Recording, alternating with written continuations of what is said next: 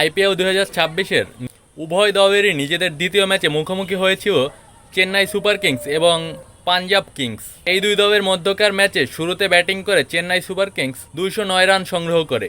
চেন্নাইয়ের টপ অর্ডারে ঋতুরাজ গায়কোয়াড়, আয়ুষ মাত্রে এবং মিডল অর্ডারে শিভাম দুবে, সরফরাজ খান সবাই কিন্তু ভালো ব্যাটিং করে। এই চারজনের মধ্যে আয়ুষ মাত্রে কিন্তু 70+ ইনিংস খেলে, যার ফলে তাদের রান দাঁড়ায় 209।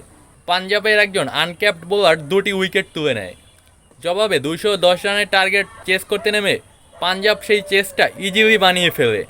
পাঞ্জাব ব্যাটিংয়ে নেমে তারা পাওয়ার প্লেটার বেশ ভালোই সুবিধা কাজে লাগায়।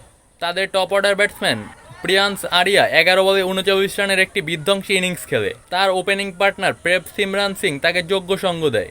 প্রিয়ান্স আউট হওয়ার পরেও প্রথম ম্যাচে অসাধারণ পারফর্ম করা কুপার কোনালি ব্যাটিংয়ে নেমে তিনিও 30 ঊর্ধ্ব ইনিংস খেলে এবং মিডল অর্ডারে শ্রেয়স আইয়ার একটি হাফ সেঞ্চুরি তুলে নিলে তাদের জয় পাওয়াটা ইজি হয়ে যায়। খুব সহজেই তারা রান চেষ্টা করতে পারে।